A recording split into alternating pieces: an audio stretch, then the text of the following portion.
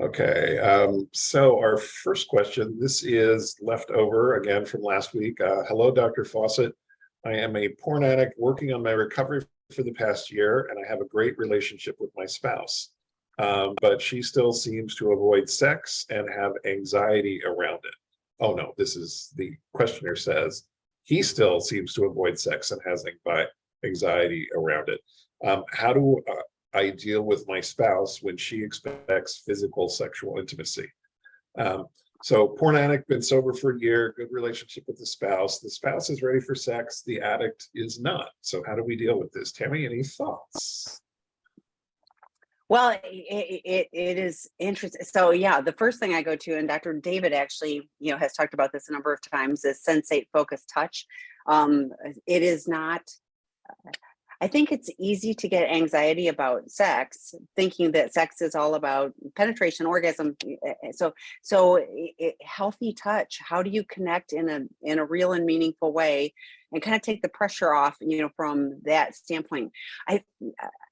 I think for all addicts, whatever form of addiction you have, sex is scary in a sober state, in a sober mind. And so often the fear is on the partner side. So it's interesting, but yeah, I mean, there can be a lot of fear. And just like, is there a way to just take the pressure off where you just go, we're just going to enjoy being with each other and not have it be performance.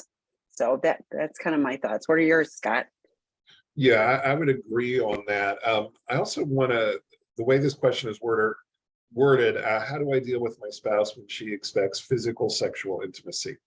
I love that you are delineating between emotional intimacy and sexual intimacy. There is no sexual intimacy without emotional intimacy first. Sexual intimacy furthers existing emotional intimacy, and it sounds like you're recognizing that. And it is, I also want to say, it's not unusual for the betrayed partner to be ready for sex again before the addict is ready for sex, particularly in cases of porn addiction. There's a lot going on with porn addicts around sex. Porn addiction, it really messes with the neurochemistry of the brain, so it can make it very hard to perform sexually. It can make it difficult to even want to perform sexually. A lot of porn addicts, when they get sober, they lose all interest in sex for a while. The brain has to reset. It generally takes about a year, depending on your age. It can be faster, it can be slower. The dopamine center of the brain, the reward center of the brain, has to reset to baseline before sex with a single real world partner starts to seem interesting and exciting again. One of the terrible things about porn addiction is porn, it offers some things that are highly addictive. Number one, it offers variety, endless variety. Human beings, we are wired to want variety, and porn gives it to us. The other thing porn gives us is what we call randomness. It's a random payoff. It's like playing a slot machine. We never know when there's going to be a payoff, but we know there's going to be a payoff. So we keep playing and we keep playing and we keep playing and we keep playing. One more. And we get high from the anticipation more than the actual payoff. The same thing happens with porn. It's called intermittent reward. There's lots of research on this, on intermittent reward. Like rats, you put them in a cage with their water and their food bottle, or their water bottle and their pellet dispenser. If they get a pellet every time they press the lever, they eat 3 or 4 pieces and they go about their business. If they get a pellet every other time they press the lever, they figure it out, they eat 3 or 4 pieces, they go about their business. If it's every 5 times, they'll figure it out. Rats are smart. They'll eat 3 or 4 little nuggets of food and go about their business. But if it's what we call intermittent reward, where it's random, they will press that lever and press and press and eat and press and eat until they explode. Because intermittent reward, we just can't stop ourselves. We know we're getting a reward, but we don't know when. And and we might not get it, and we might, and it's highly addictive. So what happens with this in terms of porn, and porn is set up the same way. Gambling machines, like a slot machine, they build in an algorithm of intermittent reward. Same with video games.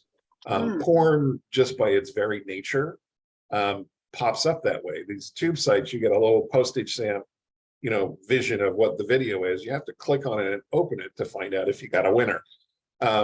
And some of you think they're going to be winners and they're not. So it's got this same element of intermittent reward.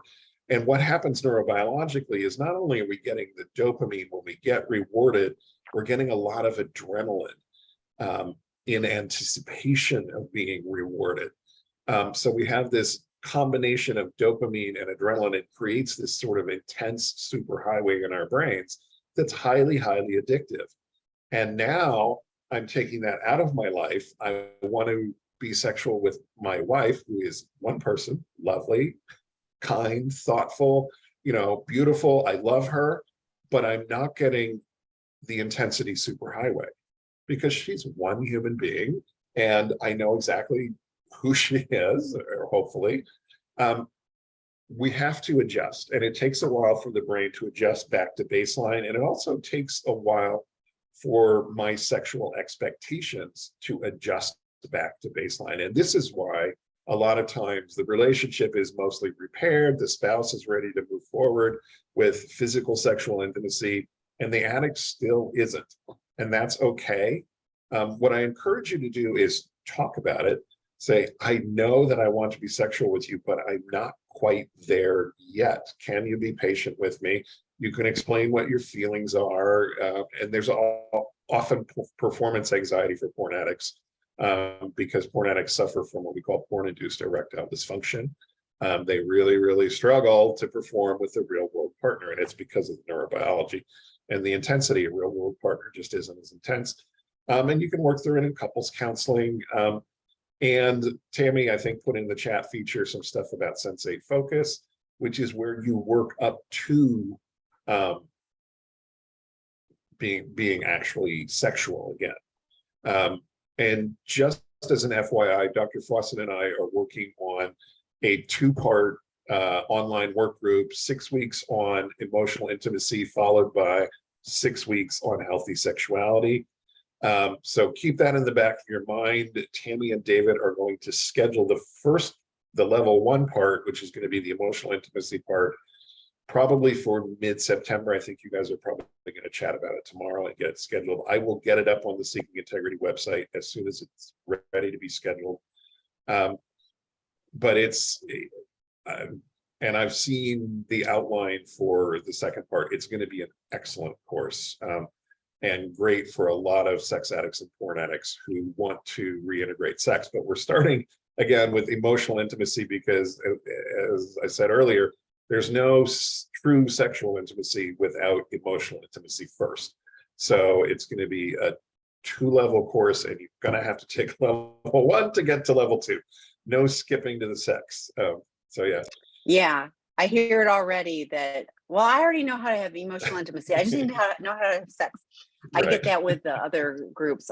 Like I'm already good at that. And I'm, do you know how many first step meetings I've been in over the course of I always can learn something. So it's always good to do that. So I really appreciate you. And he always gets the previews of coming attractions because he's, working on the content. So he always, so that's helpful for me to know too, because I didn't understand that the first 6 weeks was emotional. So all of the work groups. So I'm going to take a moment, but on the Seeking Integrity site, the Sex Addiction 101 Level 1 and the Porn Addiction 101 Level 1 both start on Saturday, and there are spots left. These are online 6-week live facilitated. Scott is teaching both of those that start on Saturday. And no, you can't start with level 2 or 3. You have to start with level 1, but getting that foundational component, the differentiation between the sex addiction and the porn addiction is porn addiction. If it has all been online, non-touch, then that's a great fit. If there has been, affairs, hookups, prostitutes, etc., if there's been live contact, then including with porn, then the sex addiction is a better fit. So check those out on our seekingintegrity.com site. There's a betrayed partner group starting again. Level 1 starts again August 17th, and Out of the Doghouse starts next week, Wednesday, a week from today. So those are the 4 imminent, but we've got more. There's more. We have attachment wounds, inner child.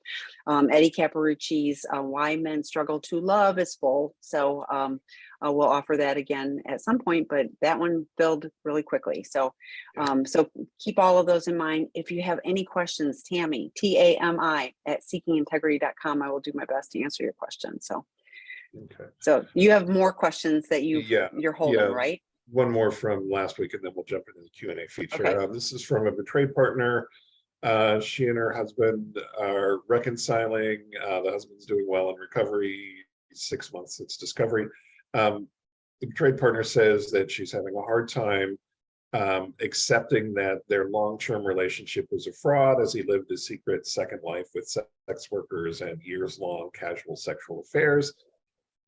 He, however, says his love, intimacy, and closeness with her during that time was real. She wonders if that's possible, and says, I need education on this. So is it possible to, for me as an addict, to love my wife and still do these horrible things? Yes, I just talked about this earlier today. It's a paradox, and partners, you'll never understand it because you would never do that.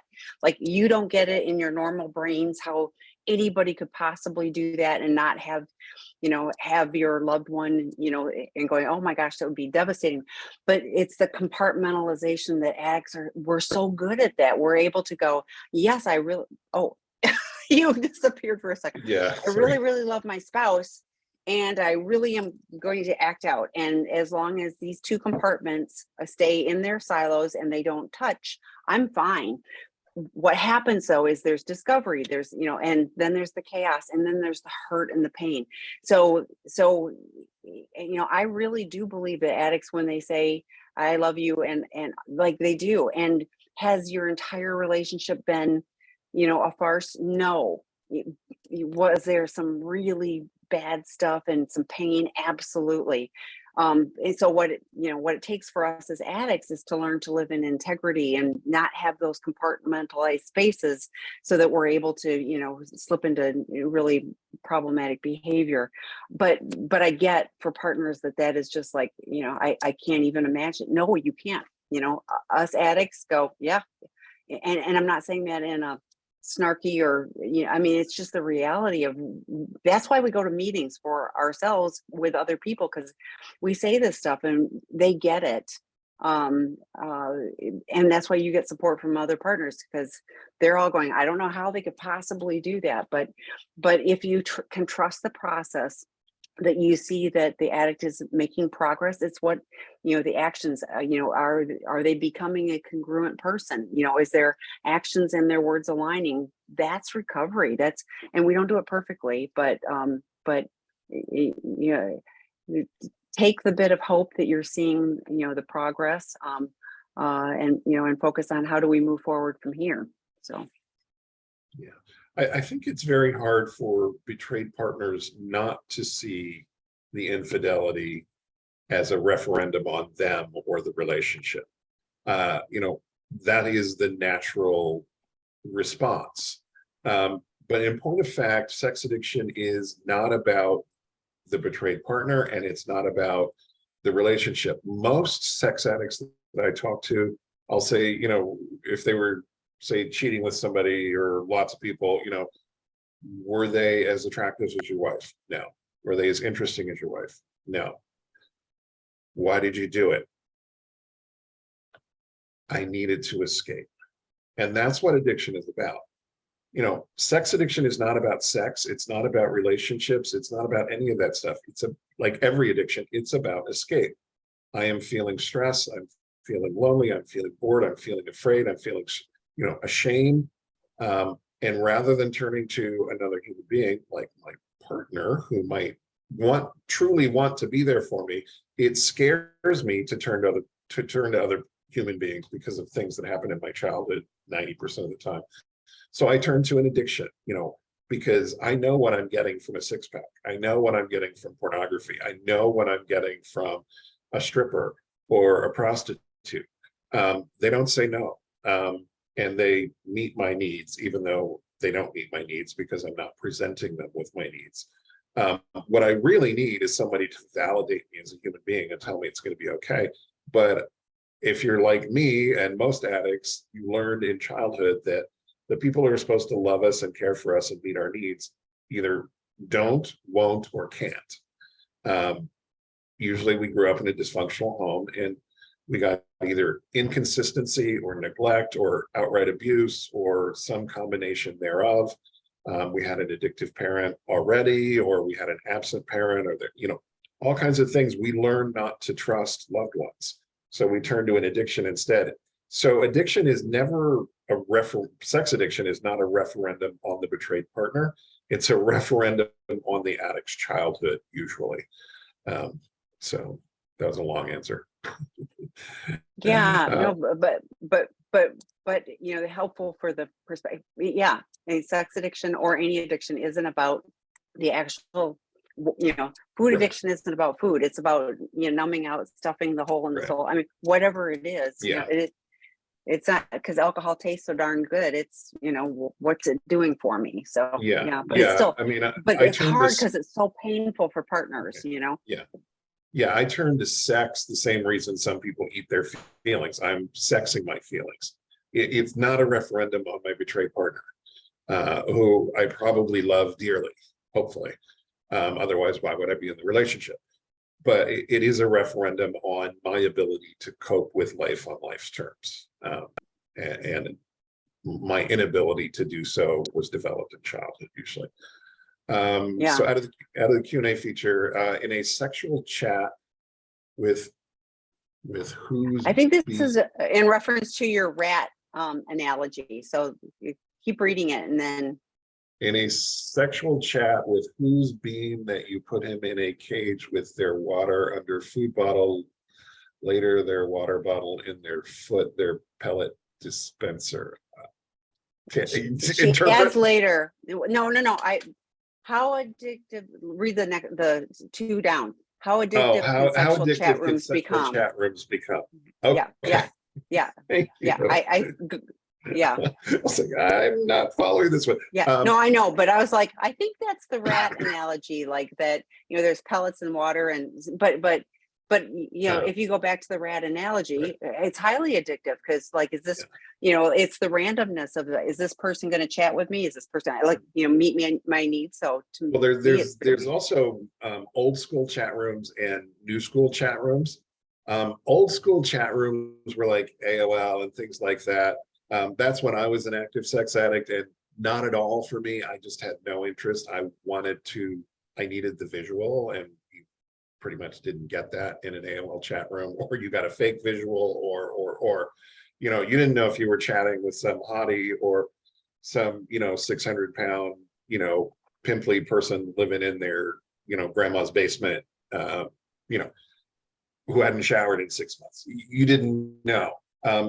The chat rooms now, they're basically webcam chat rooms, and often there is like chat roulette was the first of these. I think it was from Russia, but what it was you'd go on and you'd press a button and somebody would pop up on your screen, and if you liked them, you could chat with them, and if you didn't, you could press the button and someone else would pop up on your screen, and they could do the same thing. So it was very much like an app. Swipe left, swipe right. There's no emotional investment, and there is a payoff, and it's a random payoff. And these chat roulette kind of chat rooms can be very, very addictive. Sex addicts, we all have different things that we land on, different behaviors that we land on.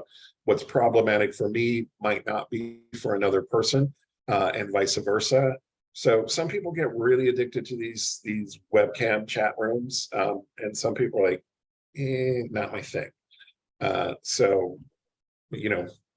that's true with everything. I mean, it's I mean, there's a zillion different forms of porn, and even TikTok and Instagram and all of that, there's Right. anime, there's anime porn. I mean, like there's Yeah. all kinds of porn, and just because that doesn't work for somebody doesn't mean this doesn't. So, but for an addict, like that would be a really dangerous, that would be an inner circle to me, behavior to, be going into chat rooms, and highly addictive because, am I going to get, it's like gambling where you're spinning the wheel, and am I going to get the person, that Right. I want to chat with, And a lot of the porn addicts that I deal with, they'll come into the work group and they'll say, well, I haven't looked at actual porn in 2 years.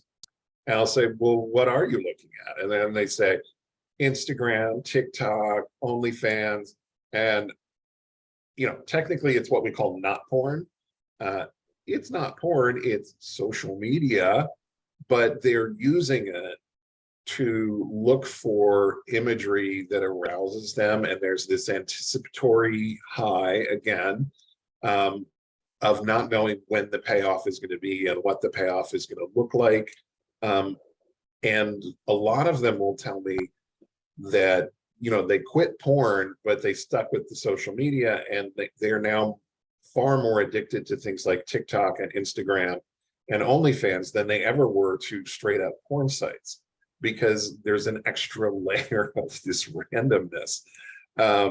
So yeah, and even if they don't get full-on hardcore sex porn, what they do get, it's fewer and further between, so the payoff is bigger.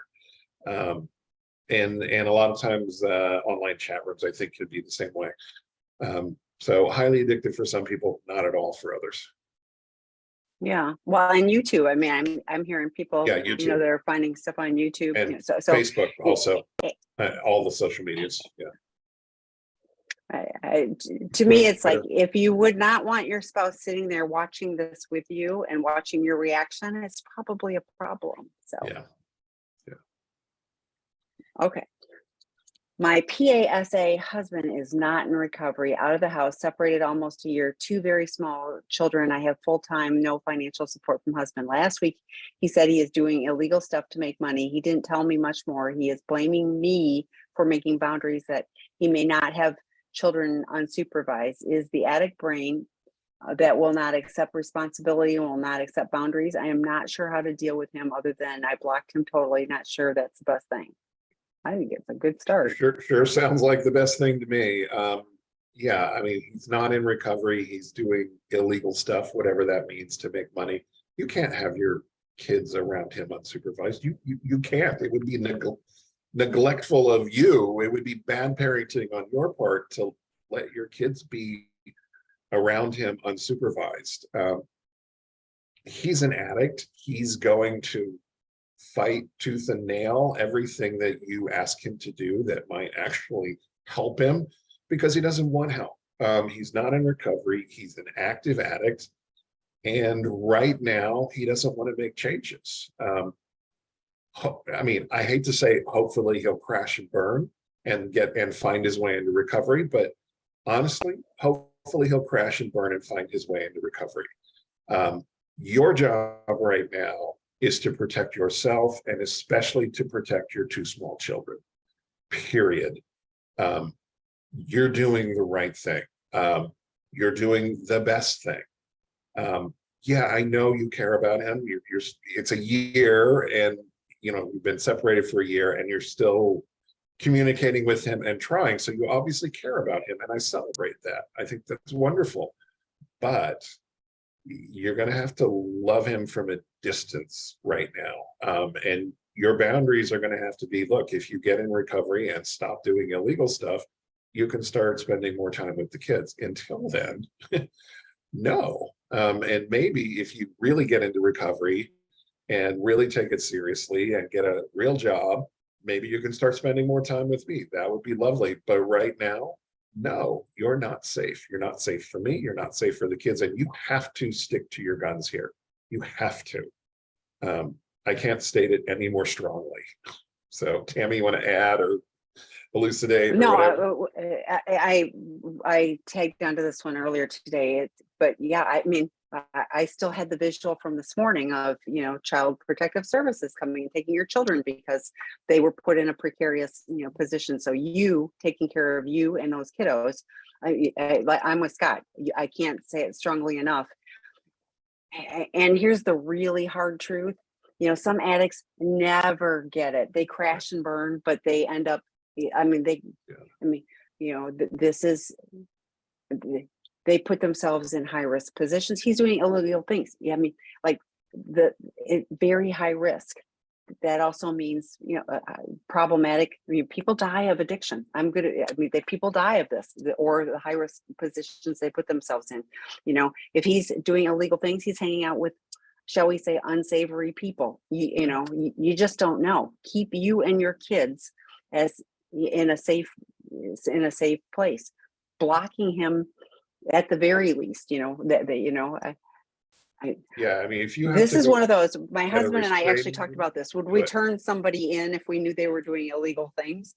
Even if it was a family member. And it's easy to say because we weren't in that position, in that moment. But I was like, yeah, I live in my integrity. So at some point, making sure that I am not part of the problem, for me, and I don't want you to get caught in the crossfire of what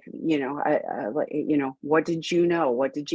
Could you have stopped something that, turns out way worse, and then having to live with, that. So take care of you, take care of those kiddos. He is on a self-destructive course. Don't let him take you down with him.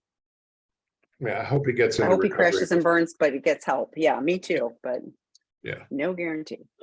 Okay, no matter how many times we hear it, and no matter how many you say it, my sex and porn addicted husband thinks intimacy is sex. Books, podcasts, videos, therapists all have explained, but he refuses to hear it. Any last words of hope in my desperation to communicate to him what intimacy is? Look, sex can be and should be part of intimacy, but it's not all of intimacy. Intimacy is knowing one another and being known by one another and accepting one another as we are, instead of the facade. Addicts, we're very good at putting up a facade and showing you only what you want to see, because we're shame-based. We don't want you to see the bad parts of us. Intimacy is when we let you see the bad parts of us and you love us anyway. And isn't that nice of you?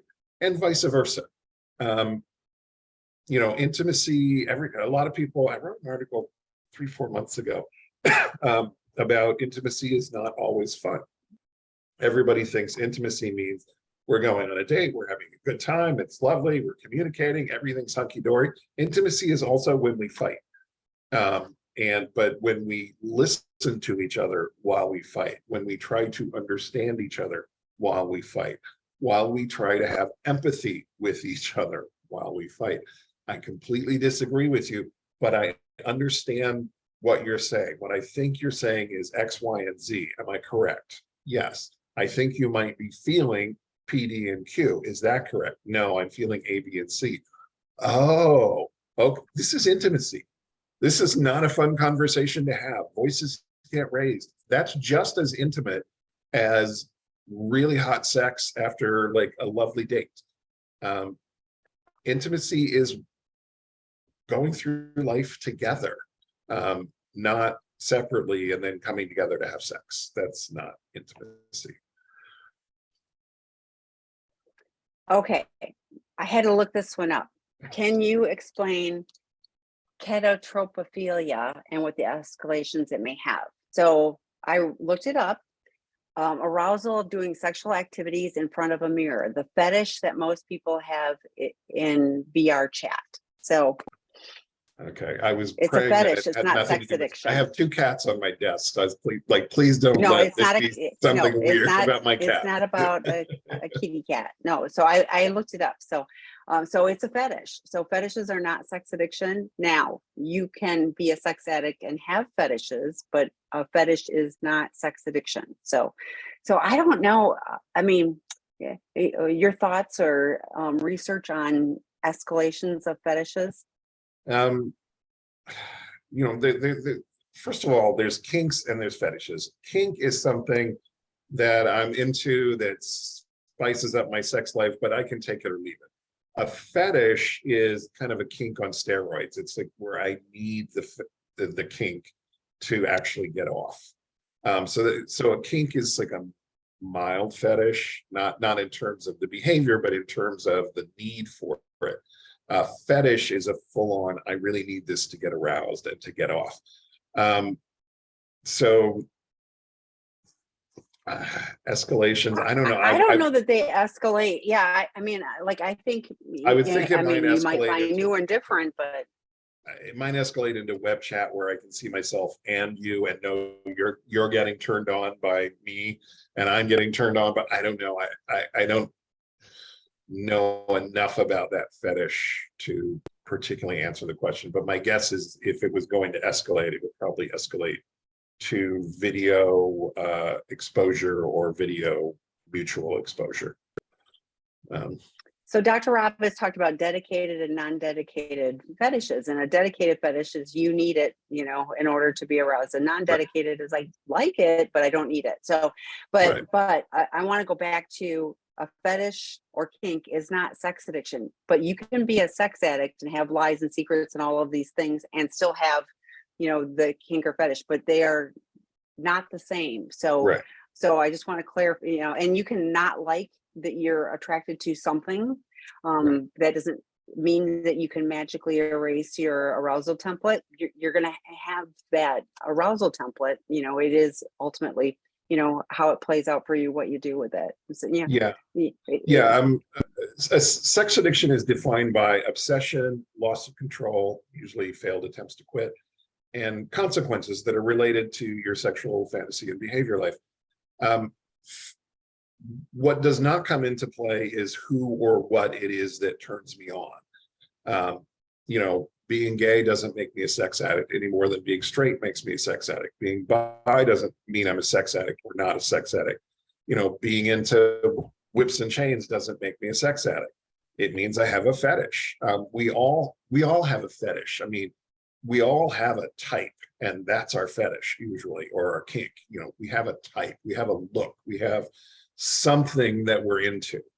And we can act on it, we can choose to not act on it. Some people have attractions, if you're bisexual and you get married, well, guess what? If you're going to be faithful to your husband or wife, you're going to have to give up the other gender.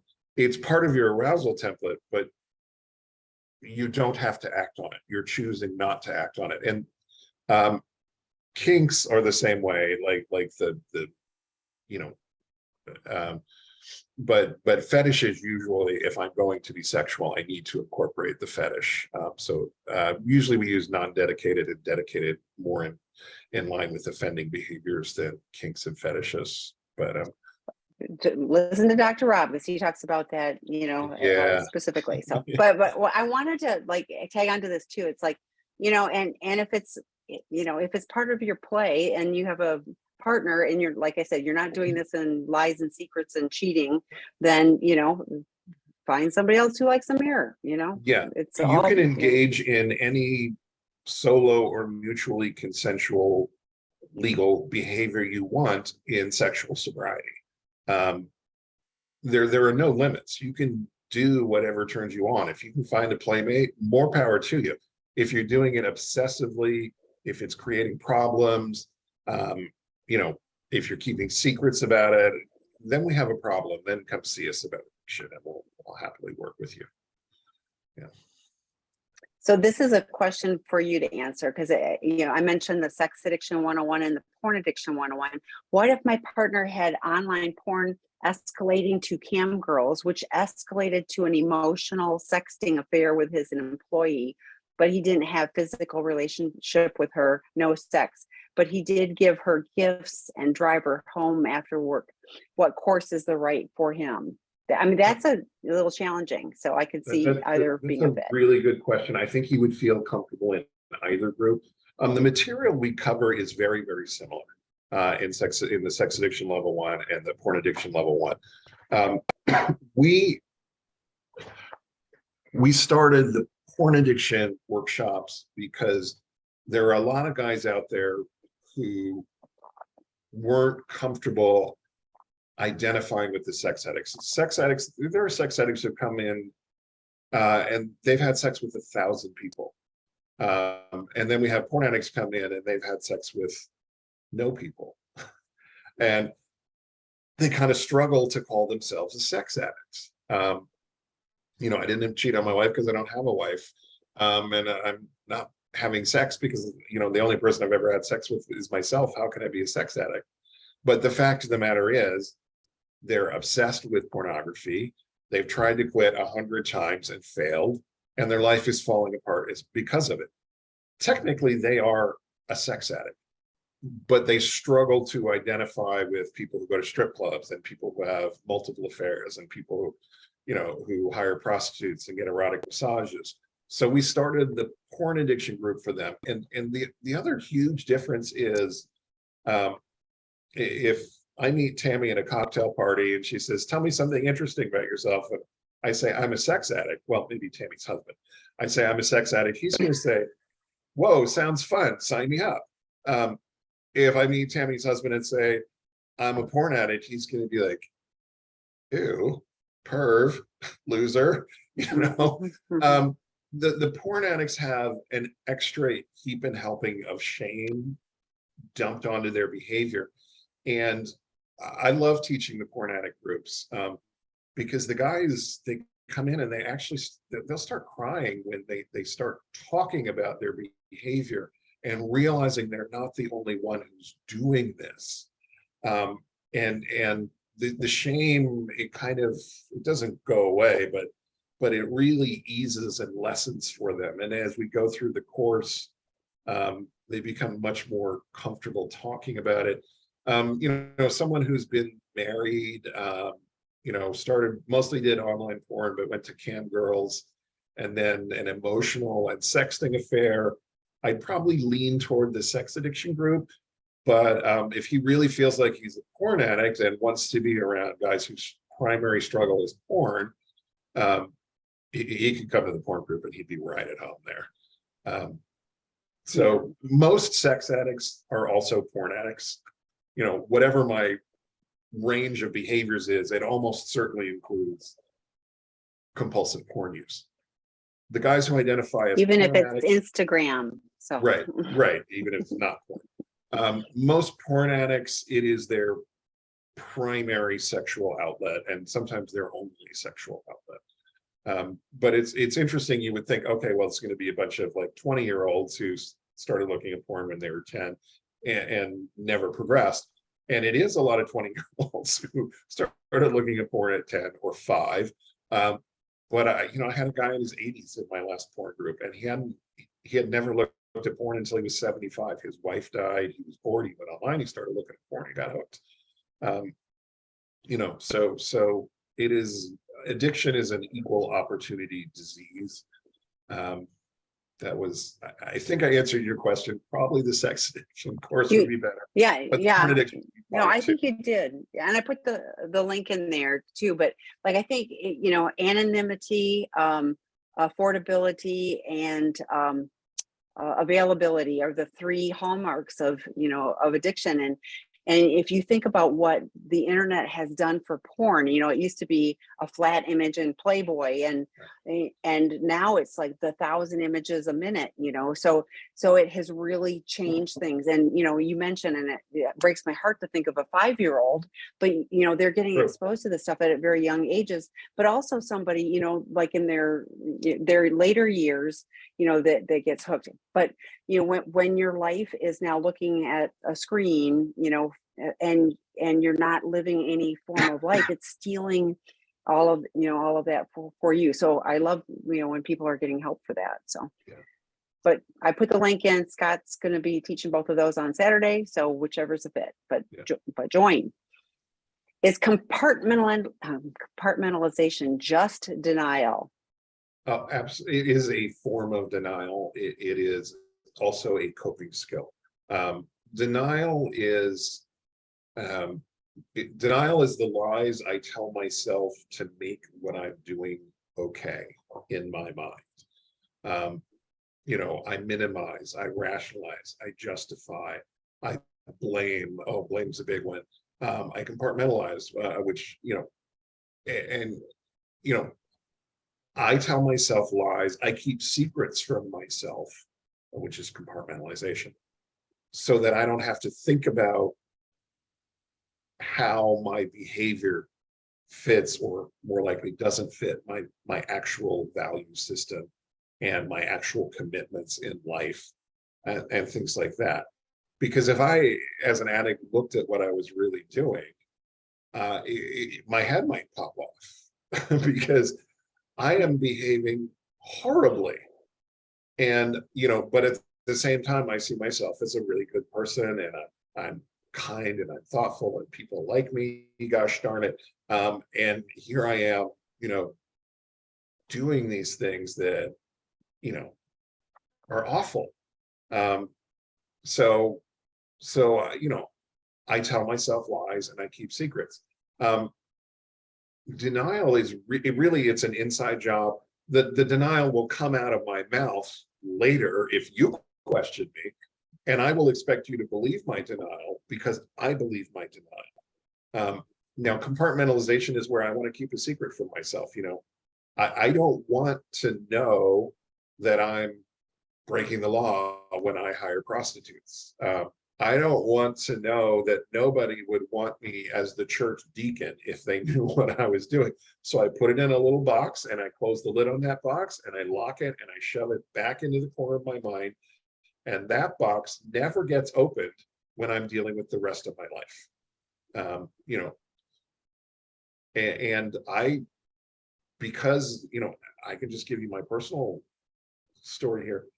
As an addict, I really just did not see that I was doing anything wrong, ever. If you told me you were behaving the way that I was behaving, I would have said, oh my God, you have some serious issues. You need help. And then I could add, but it's okay for me because, and then I could fill in the blank, or I could just literally pretend that I wasn't doing any of that stuff because I had it so well compartmentalized. Addicts are kings of compartmentalization. Or queens. Or queens in Tammy's case. Yes, extremely so. But I love that you clarified, yes, it's a form, of denial, but yeah, there's way more to that. And we have to keep those things. Yeah, it is. I We have to engage in keep it those things because I separated. cannot cope with my own behavior. So I compartmentalize. Right. Yeah, I completely relate to that. Flashing back on some things that kept very compartmentalized until I couldn't anymore. So, okay. Being more of a male love and approval addict with intimacy avoidance tendencies and a fantasy sex addiction, which has included real world flirtation, voyeurism, and other behaviors. What recommendations do you have to help explain that you truly love your spouse, even though you have been chasing the neurochemistry of infatuation your entire relationship? I wouldn't say that. Unfortunately, I have been lying and manipulating the truth to try to keep her from leaving me. Stupid, I know, but the reality of the situation. Why don't you take that one, Tammy, and then I'll jump. Well, I'm going explaining the neurochemistry. That's called justification for why I'm, behaving badly and betraying you and lying and cheating. I just was talking to a group of guys today, and I talked about, don't try to explain. It will never go well. It's your actions to show that you're going to do something differently. And so ultimately, so let's back up. If you think that you're going to keep her by telling her you have this neurochemistry that does all these wacky things, and it's really not her and it's not really you, it's all this neurochemistry, what motivation would she have for staying with you? I mean, that, I know you said it's stupid. I know. Yeah. So let's look at it differently. What can you do? The Sex Addiction 101 work group might be a really good place to start. Dr. Rob talks about love addiction being like the graduate level of sex addiction. So it's more. Here's the other thing. We have a treatment program for guys like you. I mean, they come to Seeking Integrity. We help them not just with the problematic behavior, but those underlying issues. And there's it's more than neurochemistry. I mean, sure, the dopamine or whatever, but it really is neglect, abandonment, abuse, trauma, addiction, grief, loss. I mean, there's stuff and you don't even know it. And even if you did know the headspace why, it wouldn't matter. We know lots of addicts who know why and they still act out. So I would invite you to, instead of focusing on trying to, explain the neurochemistry of why you're acting out and explain it away, or B, try to figure out the why. I would invite you to take action to get help so that you can be on a different path. We are living proof that addicts can live differently. So it's an invitation. Yeah, and I mean, if you would like your betrayed partner to at least try and understand, I mean, our very first question today is it possible to love me and still act out? I mean, have them listen to this webinar and some of our other webinars and let them hear it from us, not you. They may actually listen to the experts a lot more than she's going to listen to you right now. Sorry, but truth. You've been lying and manipulating. She knows it. You're admitting it. Great. This is a huge step in the right direction. I know I've been lying and manipulating. I know it's stupid. Sorry, I'm going to try to be truthful. I really like the first sentence here, a love and approval addict with intimacy avoidance, which sounds like an oxymoron, a love addict with intimacy avoidance, but it's not. It's actually 100% accurate. Love addicts are not chasing love any more than sex addicts are chasing sex. We're chasing emotional escape. Now, I'll jump back into the neurochemistry because I'm a brain geek. Love addicts get the rush from what we call limerence. It's that rush of first romance where the other person seems perfect. Everything about them seems fabulous. All the things that will become annoying 3 weeks from now are cute right now. That's limerence. Limerence serves a healthy purpose. It keeps us with someone long enough to get to know them, to see if maybe we want to have a life together and reproduce together and build a home together and raise children together. Limerence keeps us attached long enough to see if we want to do that. But it is a rush. I mean, that rush of first romance, there's nothing like it. We've all had that at some point in our lives, and there's nothing like it except the rush that we get from that huge dopamine adrenaline rush that we get from sex and porn addiction and meth and cocaine and things like that. It is, even though limerence and love is not a drug, we use it like a drug. So again, you are using limerence for purposes of escape, which means you're not actually chasing intimacy. You're avoiding intimacy. And all addictions are intimacy avoidant. I drink because I don't want to deal with life. I get high because I don't want to deal with life. I look at porn because I don't want to deal with life. If I wanted to deal with life, I would call Tami and say, Tami, I am having a rotten day. This happened, and this happened. What should I do? And Tami would listen politely and express some empathy and maybe make a useful suggestion. And I would feel infinitely better. And, our relationship would become closer and more intimate. That's what intimacy is. Addiction is intimacy avoidance. So great question. And I would do that, Scott. So you just call me. So, okay. Tami and I, we call each other once in a while and vent, and we're there for each other. We do, and it's okay. We do. And I want to go back to, because I was thinking when Scott was talking about, it's the chasing and all that. So right now you're chasing this person because they're threatening to, or you feel like they're threatening to leave you. So, but if you get back to now we have a relationship, you probably will get bored. Like Scott was talking about, like 3 weeks later, it's all, annoying and things like that. So probably I'm thinking some of the chaos and the uncertainty is highly excitable too, from the standpoint of like, I'm chasing again, Yeah. Yeah, I mean, that is part of it. And just to be clear, limerence is something that it abates in every relationship, even the relationships that work out long term. It just morphs into what we call longer term intimacy, where we know each other Like, I know you, you know me, I know your faults, you know my faults, I love you anyway, you love me anyway. That's long-term intimacy. Um, limerence keeps it, I need to think you're perfect long enough to realize I care about you enough to accept the fact that you're not perfect, and vice versa. And it works really well in that regard, but we can abuse it just the same way we can abuse sex or porn or alcohol or anything else. And one more thing, and then we'll move on to the next two, but like, here's the deal.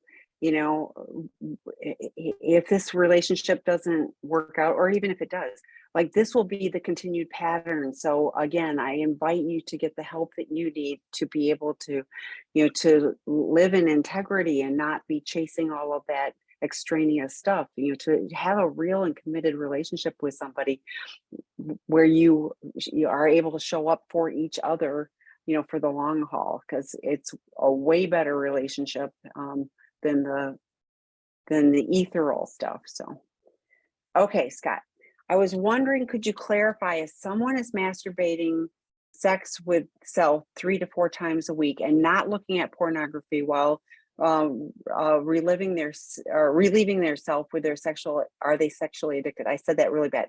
So they're masturbating 3 to 4 times a week. They're not looking at porn.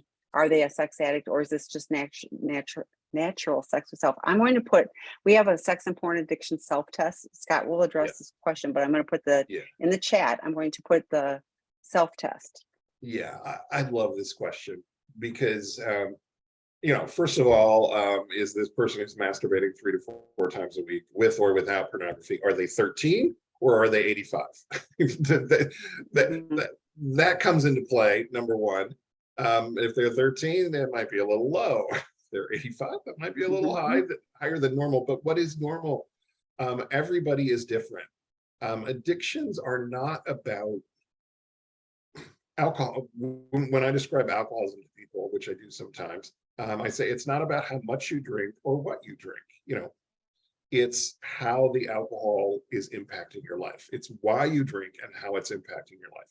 If I am drinking to escape emotionally, and it's creating problems in my life because I never deal with my life because I drink instead of dealing with my life, and my wife doesn't like it, and this and that, and I wrecked the car, I'm probably an alcoholic. If I come home from work every day and I have half a glass of wine with dinner, and my partner also has half a glass of wine with dinner, we end up pouring half the bottle out because it goes bad before we finish it. And I know, can you imagine? Tammy and I are both alcoholics. So, it's probably not an issue. If I come home and if I masturbate 3 or 4 times a week, and it's not creating problems in my life, and I'm not obsessing about it when I'm not doing it, and I haven't tried to quit, and if I wanted to quit or take a month break and I could do it really easily, I'm probably not an addict because I'm not obsessed, I'm not losing control, and I'm not experiencing negative consequences. If I'm only masturbating 3 or 4 times a week, but I'm thinking about it for 40 hours a week, and I've tried to quit masturbating 100 different times because I used to masturbate 10 times a week, and I'm justifying it by saying 3 or 4 times a week is normal, and my wife is mad about it, and I feel a lot of shame about it, and I'm depressed because I can't quit the way I'd like to quit. I probably have an addiction. So again, it's not how much you're doing it or what you're looking at or thinking about while you do it. It's how it's impacting your life. Am I using it for purposes of escape? And is it creating a mess in my life? And if the answer to those 2 questions is yes, give us a call at Seeking Integrity. We can help you. And I don't know how many times, a 30-year-old normally masturbates, or a 40-year-old normally, or I don't know. It's very hard to study frequency of sex because people lie about sex. The best studies about sex find that people lie about sex.